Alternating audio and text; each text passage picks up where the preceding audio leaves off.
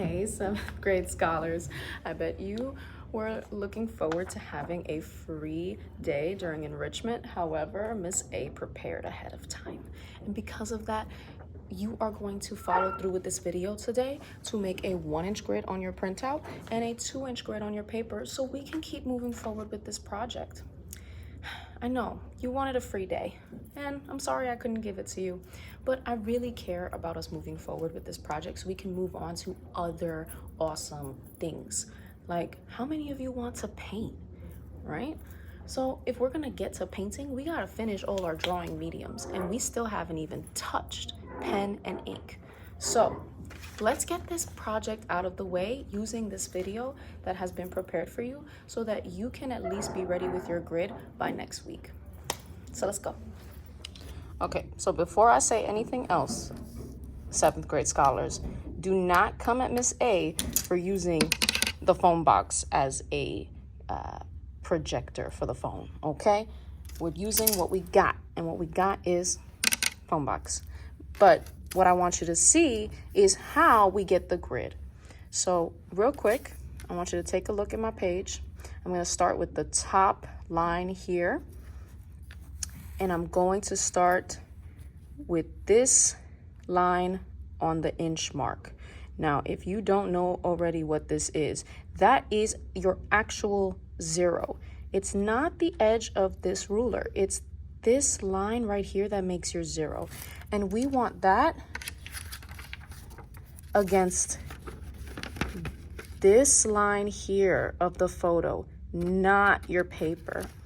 This is going to mess up our measurements if we use the edge of the paper. So make sure you are not using this, you're using this photo line here.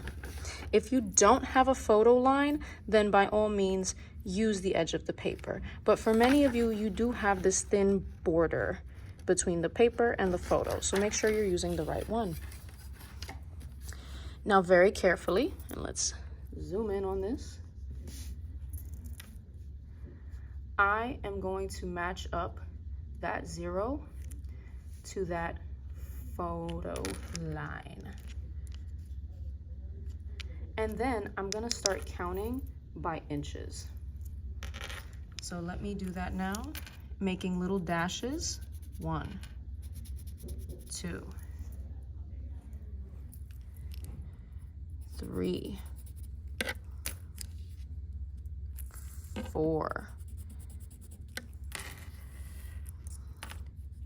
and 5 until I can make no more marks. Now you guys see that little dash there? Boop. Don't worry about this extra space, okay? It may get cut off in your final project, but that edge is not what we are concerned about. We are more concerned about making sure that our dashes are 1 inch apart and that we start with our 0 line on our photo line. And if you look, they match up. So what happens now? Here's what we're definitely not going to do. We are not by any means going to flip our paper or flip our ruler, okay? If we do this and we flip it and we make our dashes, you see that little extra bit we have here? It's gonna move to this side. And if it moves to this side, we will not have a matchup of our dashes. And we need a mashup of our dashes in order for them to make a nice straight grid. So in order for us to do that, we're going to make sure that we do not flip our paper and that we slide our ruler straight down to the bottom, okay? It's don't flip, slide, all right? Don't flip, slide. I'm gonna ask you guys about that next week, so you better remember that rule, okay? So let's do that now. Let's slide down and make our inch marks on this edge right here.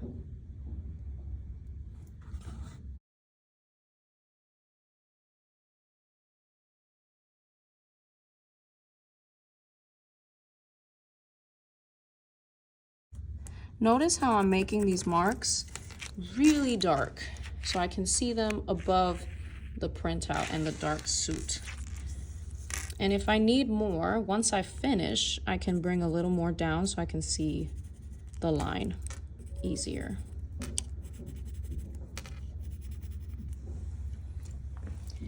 Now we have those dashes, we have to do our vertical sides. Same thing. I'm going from the photo and not the paper. Don't forget, photo line, not paper line.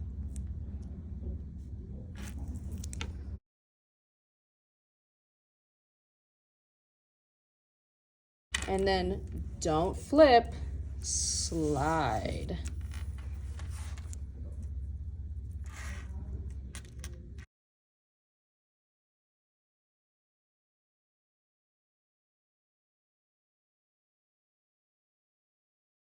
So all that's next is using our ruler to line up the lines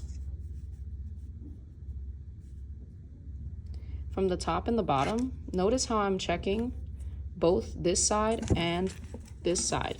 If I'm like this, it's gonna mess it up. Or if I'm only following one side, it's gonna mess it up. I wanna make sure I am straight as an arrow. I'm gonna hold the middle of my ruler down hard, and then when I'm ready, strike clear and true. And that is how you start making your grid. Watch as I go across the entire page.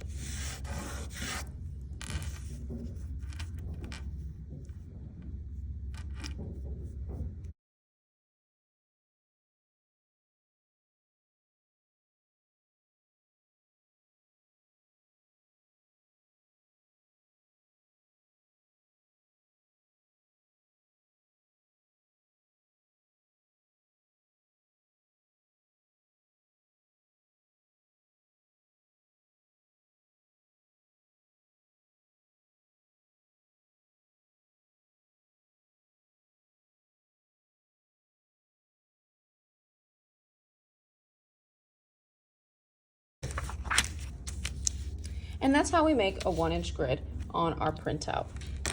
Boys and girls, if you run into any problems with the lines being hard to see, then please feel free to use a marker or a Sharpie like Miss A, okay?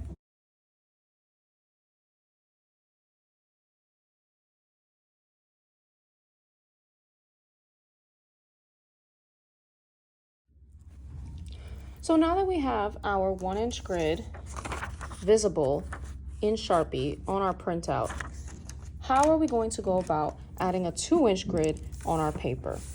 We know that this is definitely smaller than this paper. However, we can use the same tool for this larger paper, simply because we're going to be very precise with our measurements. All right, we're gonna start with the horizontal side of our paper. And before we ask questions as to which side is the horizontal side, remember this rule. Because you're doing a portrait, your paper for the drawing should be done in portrait view. Here's portrait, here's landscape. If you were in 6th grade right now doing the surrealism landscapes, this is how your paper would be. But you're 7th grade doing portraits. And because of that, we are going to make sure we are in portrait view. So now Miss A has all her dashes done. She did 2 inches at the top, slid it down, did 2 inches at the bottom, then flipped this to one side, only to one side, did 2 inches across, slid the ruler down, and did 2 more inches. Now, how are we going to make sure that the grid is straight when we get to this spot? You know the first thing you have to do is do the easy part, right? You have to use the ruler because it does fit perfectly across on the horizontal side. You're gonna work with that first. Okay, so Ms. A is putting that together. Notice, scholars, how we are only using a pencil. I hope you understand that Sharpie is okay on the printout because we're not drawing on the printout. But eventually, when this grid gives us this portrait on here, we have to erase the grid, and that can only be done with pencil. So let's make our horizontal grid lines, and then I will show you how to get from all the way up there to all the way down there for the grid lines going vertically with just this little ruler. Please remember, ladies and gentlemen, that you are matching up the lines to the horizontal side because you can reach both sides, and you're making sure that they are even. If you continue to go like this and not check that both sides are exactly where they need to be, you're gonna mess up your line. But if we do it like this, hold it in place and draw our line, we'll be able to have a straight line. Just like I said, make sure you are matching up your dashes. I'm looking on this side and I can see my dashes above the ruler, and then on this side it is also there. So now I'm gonna strike through just like with my printout. Okay, scholars, so you can see I have my horizontal lines completely done. All right, they're all in pencil. I lined up my ruler to make sure that I had both dashes at the ready when I started tracing them. And now it's time to work on these long vertical sides. So how do we do that? The first step for any of these lines is just lightly with your pencil, lining up your ruler to the edge of the top of the paper and to the top dash. So it's hard to see, but my dash is right here and I'm lining it up to the ruler, or lining the ruler up to the dash. And then gently with my pencil, see, we don't want to keep moving if it moves, all right? Hold your ground. Once I lightly with my pencil, very gentle, I'm gonna make that line that only goes to the end of the ruler. Once I have that, I'm going to line up this other dash at the bottom to that line.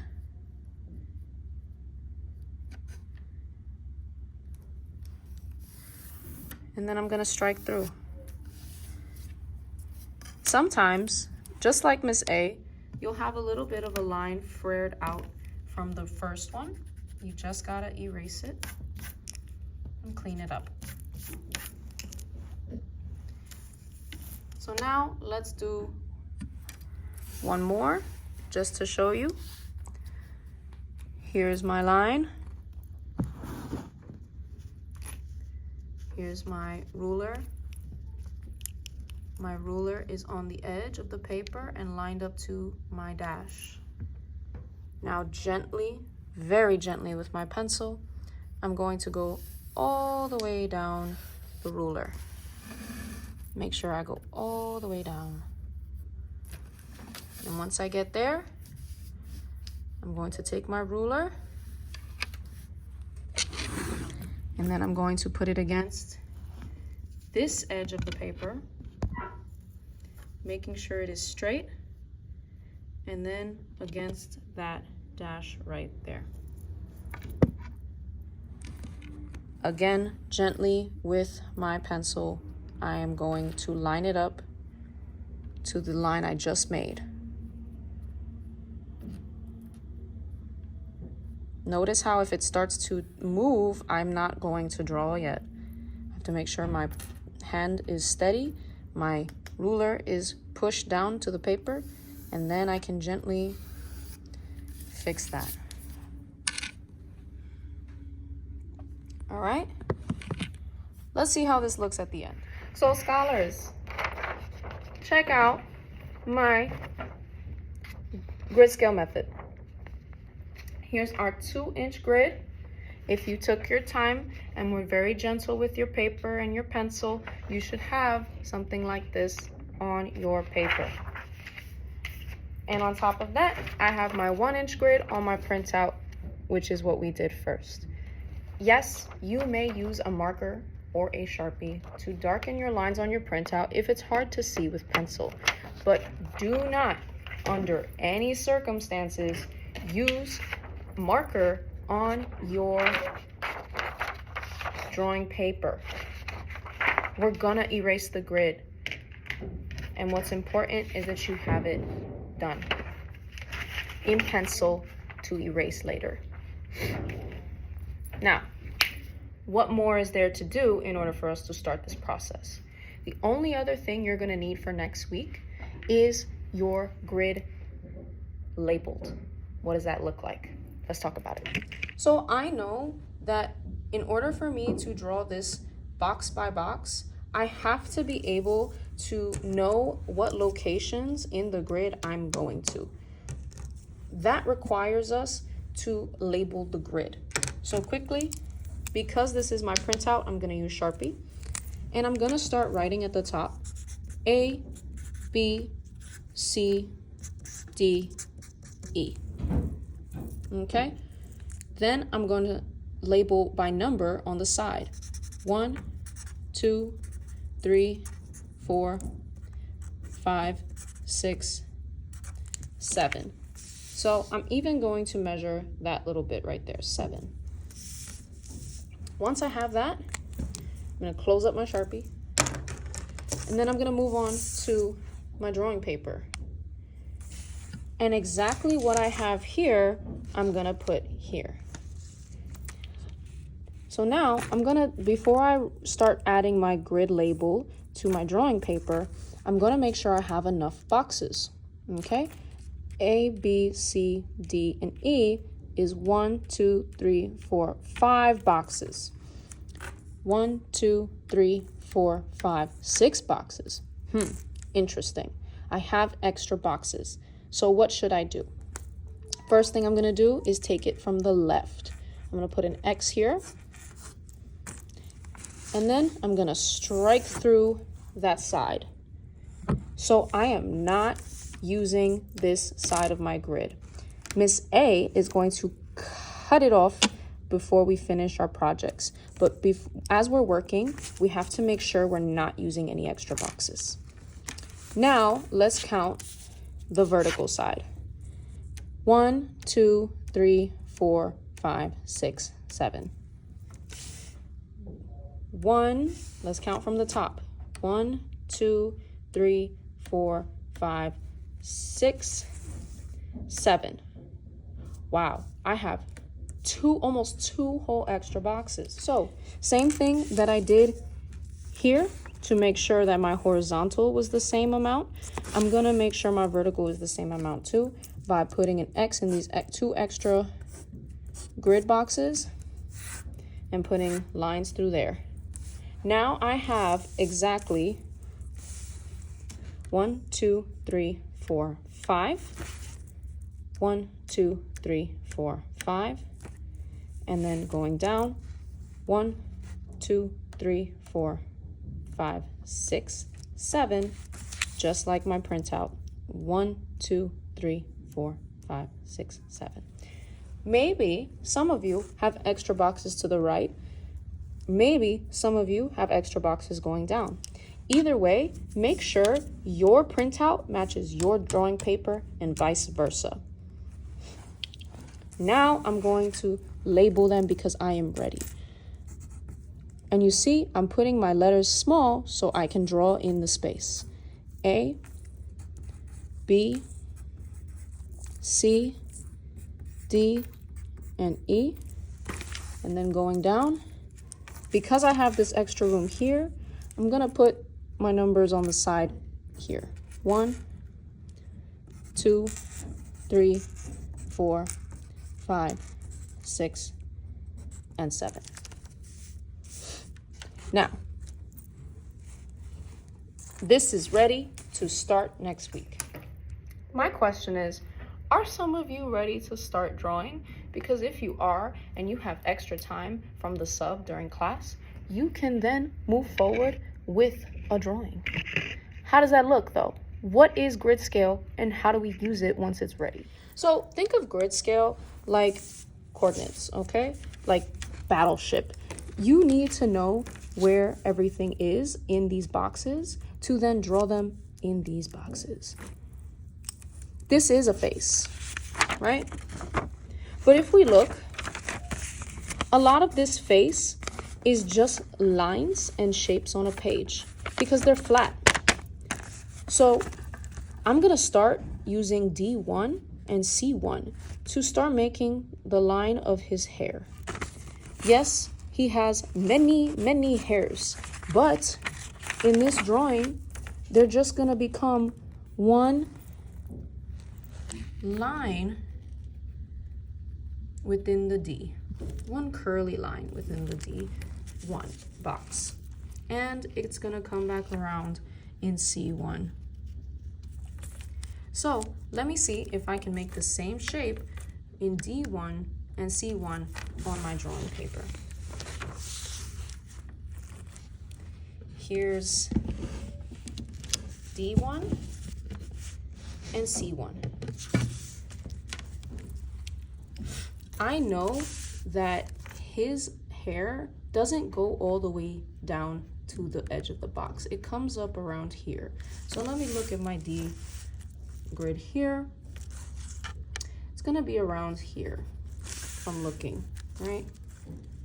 Yeah, it takes up a little under half of the box. And from there, I'm gonna start drawing this weird curly line that makes up his hair. As you can see, I want to match as much as possible. He has a couple more lumps from the curls, so I'm gonna quickly erase and fix that. So now we got one curl and two curls going down into that space. Now I'm gonna take the same thing over to the other side in C. Notice how I cut this too short because his hair goes all the way up into the box. I'm gonna do the same thing. It takes some time to really get to know the lines and shapes of your printout. But taking our time and drawing lightly in pencil is how we're going to get through trusting the process. And I see here, he starts at the very tippy top, just like D, because that's where his hair is. And then it comes down to about here before it moves into the next box.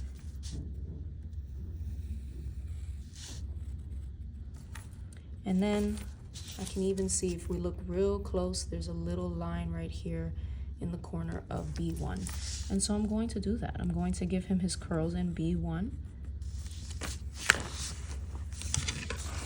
And this process is gonna continue until I filled out every box that he's in on my drawing paper as well.